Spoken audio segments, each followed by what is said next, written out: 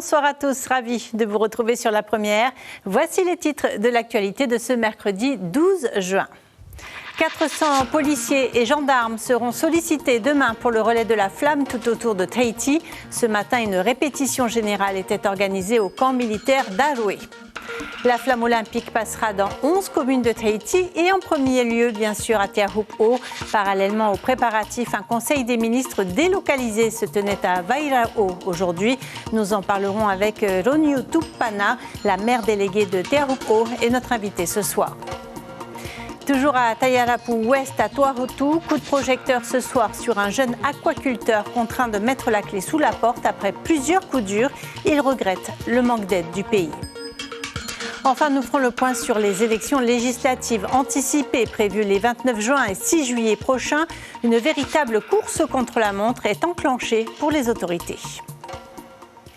Le relais de la flamme olympique, c'est demain, dès 6h du matin. L'île de Tahiti vibrera au rythme du passage de la torche portée par 124 relayeurs. Un convoi sous haute surveillance. Ce matin, Delphine Poudroux et Jacques Damour ont assisté à la répétition générale des forces de sécurité. Cela se passait au camp militaire d'Aroé en présence du haut-commissaire de la République. Plus d'une cinquantaine de véhicules et plus d'une centaine de femmes et d'hommes. Au camp militaire d'Aroé, 24 heures avant le relais de la flamme olympique à Tahiti, les participants au cortège sont en pleine répétition générale. Les gardiens de la flamme sont prêts et tous sont déjà bien identifiés. La mission qui leur a été confiée par le comité des Jeux. Nous, on fait partie de l'équipe de gardiens de la flamme. Ça consiste à maintenir cette flamme allumée jusqu'à Paris, le 26 juillet, jusqu'à ce qu'on allume le chaudron. Dans ce cortège, pas moins de 76 personnes, entièrement dédiées à la sécurité. Parmi elles des gendarmes, des policiers, des militaires, mais surtout les membres du service de déminage. Ce matin comme demain, ils seront chargés d'inspecter la cinquantaine de véhicules du cortège, mais pas seulement. Pour tout ce qui est cortège, on procède à la fouille des véhicules. Donc la fouille des véhicules, ce sera à l'intérieur et à l'extérieur. Donc bien évidemment pour contrer tout ce qui est menace d'engins explosifs improvisés. Et après, nous faisons ça sur les véhicules. Nous faisons ça aussi, par exemple, à l'arrivée de la flamme, il y a tout le stade à fouiller, etc. Donc on procède à toute cette sécurisation. Plus après, sur place, il peut y avoir bien évidemment des sacs abandonnés, etc. Donc là, on sera là pour neutraliser toute menace qui peuvent intervenir. Mais pour ce relais de la flamme olympique, les moyens engagés par l'État français sur le FENOA vont bien au-delà. L'État mobilise à peu près 400 policiers et gendarmes pour assurer la sécurité de tous les participants, la sécurité de la flamme et puis surtout les conditions de circulation qui vont être extrêmement difficiles dans la mesure où il n'y a qu'une route qui ceinture l'île de Tahiti et donc des moyens assez extraordinaires seront mobilisés. Et je ne pas oublier non plus dans la mobilisation les 120 secouristes et sapeurs-pompiers qui seront là en cas d'éventuel malaise. À plus grande échelle, pour l'État français, ce relais de la flamme des Jeux Paris 2024 sonne comme une répétition générale avant le début des épreuves olympiques de surf, organisées à Teahupo'o en juillet prochain. Et les jeunes cuisiniers du lycée hôtelier de Punaauia sont également mis à contribution pour préparer le cocktail dînatoire prévu demain soir à l'issue du relais de la flamme à Toata. Une trentaine d'élèves de bac pro et CAP cuisine ont prévu du poulet fafa ou du urupunupu atoro revisité sous forme d'amuse-bouche. Les élèves n'avaient jamais préparé ce type de cocktail pour plus de 400 personnes. On écoute leur réaction au micro de Raihei Najarian et Mélissa Chang. Là, je prépare le fafa pour faire nos profiteroles au poulet fafa. C'est pour les JO aussi. C'est la première fois qu'on fait pour autant de monde aussi, c'est assez de pression. Mais c'est bien, on fait en équipe, c'est bien. C'est un exercice complémentaire à leur formation. Voilà, ce sont des terminales qui font toutes les soirées, qui ont fait beaucoup d'activités, qui ont fait les 20 ans du lycée hôtelier. Et là, on le sollicite encore pour un cocktail. Je trouve que c'est une belle opportunité d'apprendre différemment. Donc au niveau pédagogie, c'est très bien.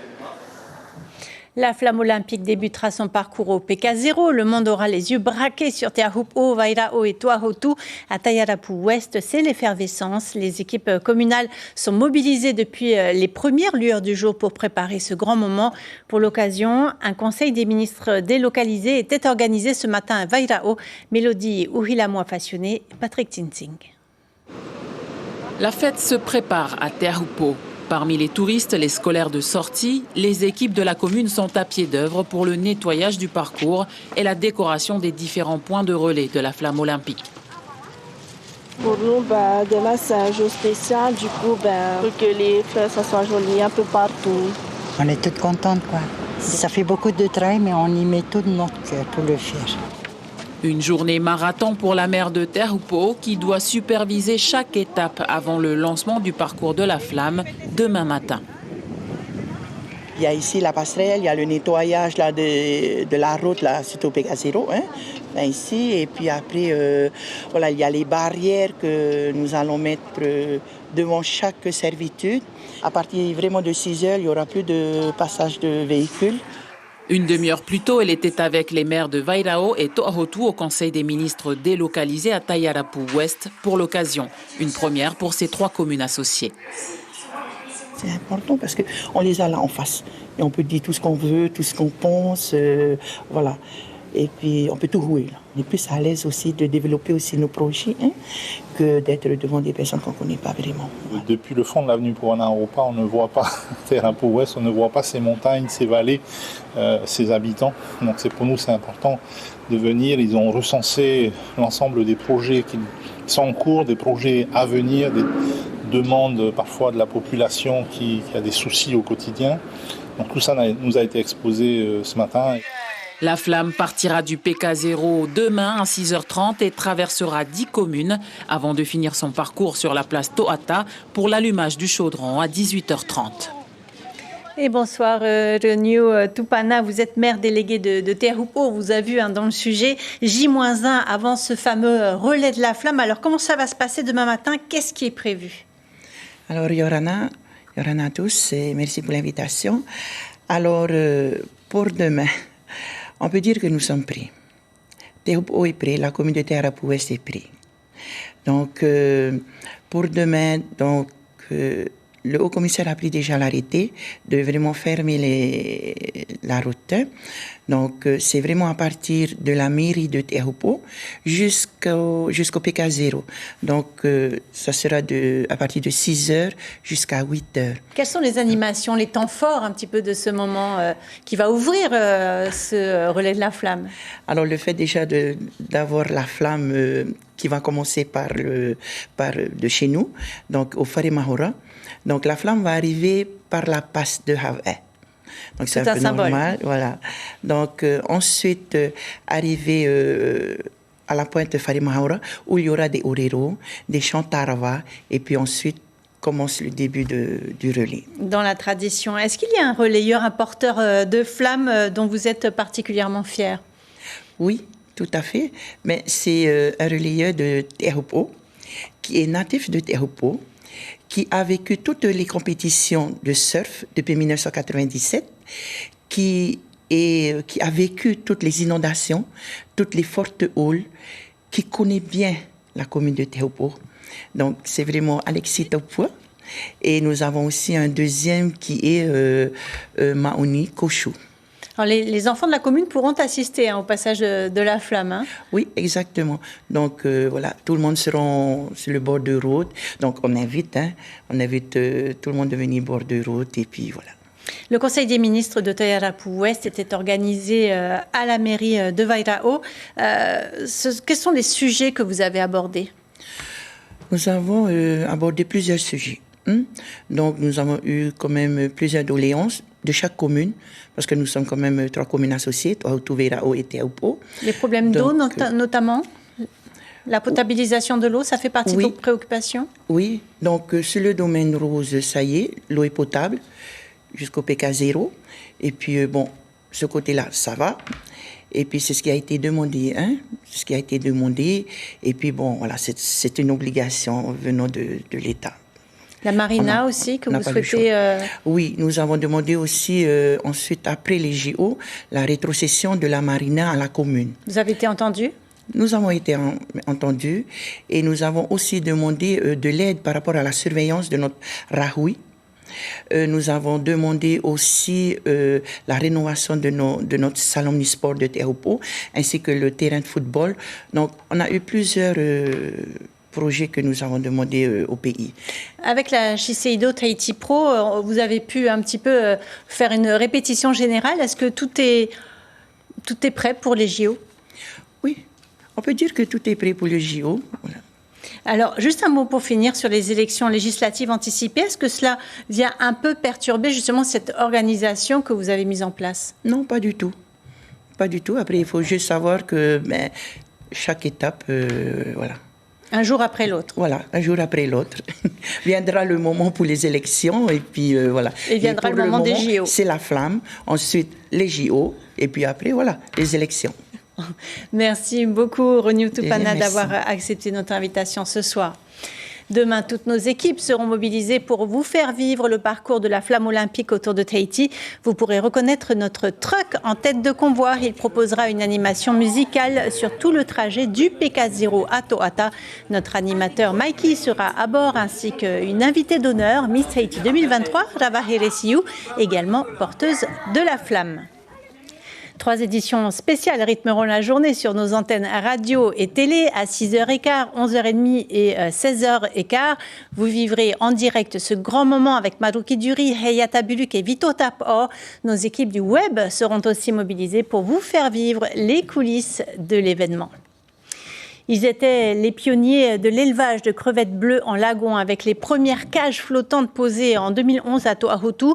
La société aquacole Mitirapa Blue Pearl Shrimp arrête son activité après plusieurs coups durs, dont des vols à répétition depuis 1 an et demi. Sandro Lee, Hubert Liao et James O ont recueilli le témoignage du jeune chef d'entreprise. Regardez. C'est une aventure humaine, mais surtout professionnelle, qui se termine pour Toa Miriura Vaivish. Il y a 11 ans, le jeune homme décide de se lancer dans la production de crevettes dans la baie de Phaéton, à la presqu'île. L'idée de se lancer dans l'aquaculture, déjà, c'est assez rigolo. C'est que je suis tombé sur une émission, Thalassa, et j'ai regardé cette émission, et puis tout de suite, ça m'a plu. Je suis parti faire mes études et je suis venu avec le projet en tête pour le monter. Il aura fallu 7 ans au jeune aquaculteur pour maîtriser un élevage unique dans le monde, c'est-à-dire en cage flottante. Cette production lagon bat des records de rendement selon la direction des ressources marines, 10 tonnes à l'année. S'il n'a jamais cédé face aux difficultés, aujourd'hui, Toa Miriura décide de jeter son filet. On ferme à la suite de plusieurs problèmes qu'on a eu depuis 3 ans, notamment la grosse houle qu'on a eu, donc le code rouge, qui nous a pris 3 cycles de production, qui nous a complètement décimé notre production en cours. Ensuite, on a eu aussi les gros problèmes de vol et de vandalisme qui a duré quand même 1 an et demi. On nous volait une grosse partie de notre production. Malgré cet échec, le Polynésien ne garde que du positif de cette belle aventure. Pas de regret, aucun regret. On en ressort plus que grandi de cette belle expérience de 11 ans. J'ai beaucoup d'expérience dans ce projet. Multiples casquettes, l'aquaculteur, donc j'ai appris beaucoup de choses. En colère non plus, parce que c'est des problèmes externes qui peuvent arriver effectivement dans un projet, dans une entreprise. Et par contre, j'aurais peut-être aimé être un peu plus soutenu par notre gouvernement actuel. Mais la vie continue pour Toa Miriura et sa petite famille. À 33 ans, aucun doute que le jeune entrepreneur saura rebondir. Oui, c'est à moi. En Nouvelle-Calédonie, un homme de 34 ans est décédé à Dumbéa après avoir été grièvement blessé par un membre du GIGN le soir du 29 mai dans un quartier de Kutio. Le parquet a ordonné une autopsie. Il précise aussi que cet habitant exécutait une peine sous bracelet électronique avant d'être considéré comme évadé à partir du 12 mai. Sa mort porte à 9 le nombre de tués par balle depuis le début des violences sur le Caillou. Retour à Tahiti avec la politique. Après la dissolution de l'Assemblée nationale dimanche, les partis autonomistes s'organisent pour présenter des candidats dans chacune des 3 circonscriptions. Après la réunion du Tapura, du Amuitaira et du Yauratinun'a hier, une rencontre était prévue ce matin entre le Tapura et Ahere Yaporinetia à la mairie de Pir'e. Du côté du parti indépendantiste, le comité politique du Tavini se réunissait cet après-midi.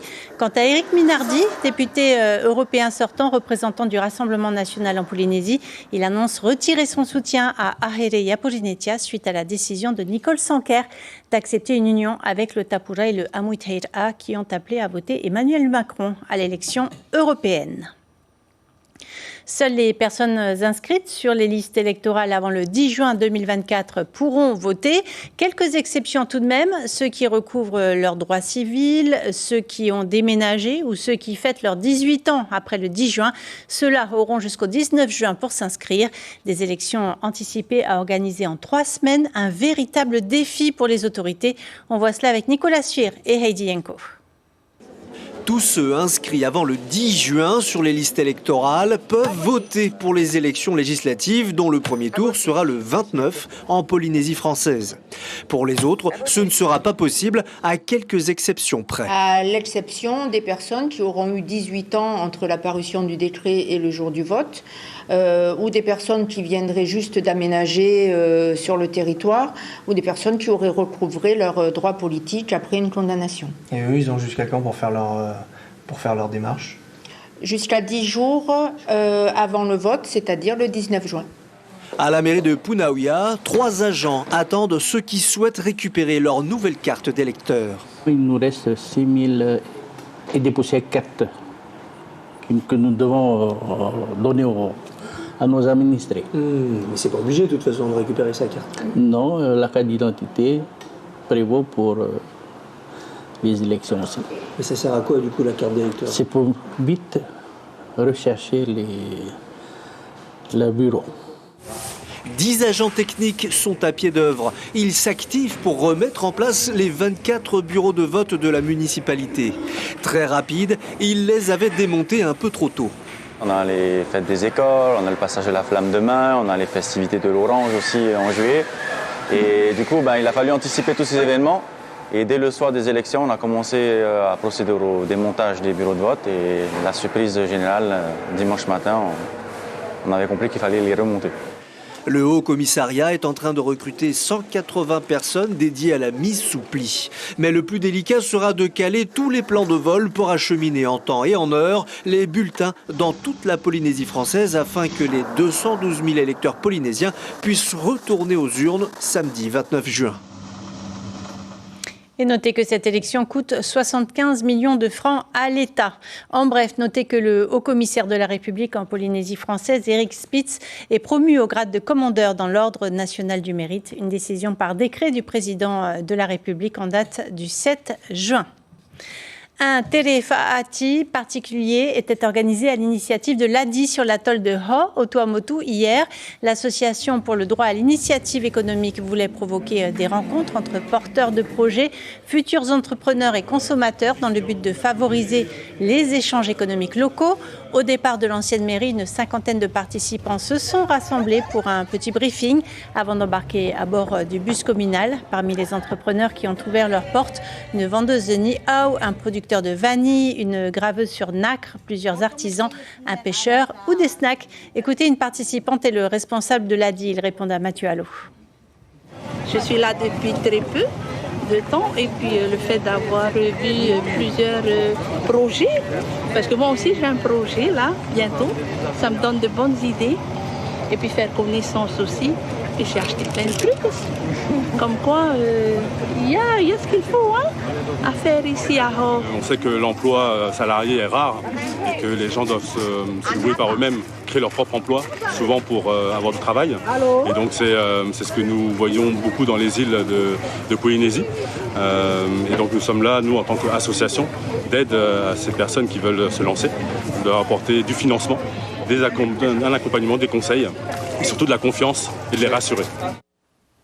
Un mot de sport pour terminer. Malgré une superbe entrée en finale du javelot au championnat d'Europe d'athlétisme à Rome, le Français Théour Aitupaya a dû déclarer forfait à cause d'une douleur au coude.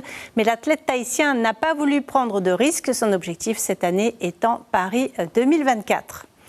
Je vous rappelle l'information principale de ce journal. Le relais de la flamme olympique, c'est demain. Dès 6h du matin, l'île de Tahiti vibrera au rythme du passage de la torche portée par 124 relayeurs.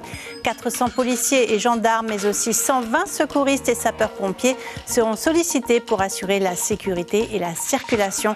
Ce matin, une répétition générale était organisée au camp militaire d'Aroué.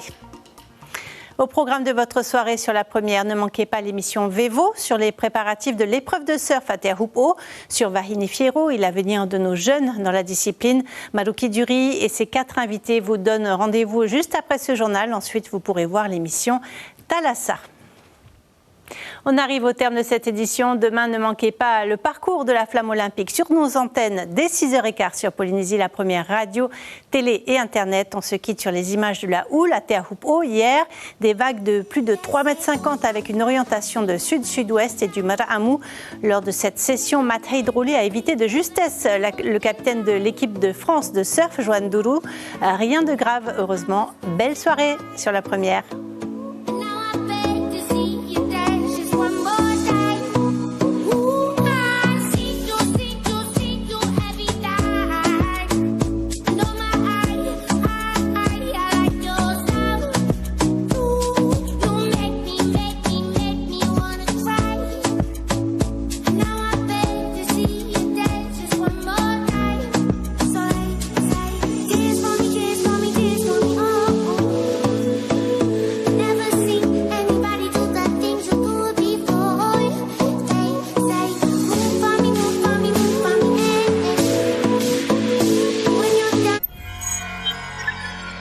Retrouvez ce programme en replay sur notre site internet.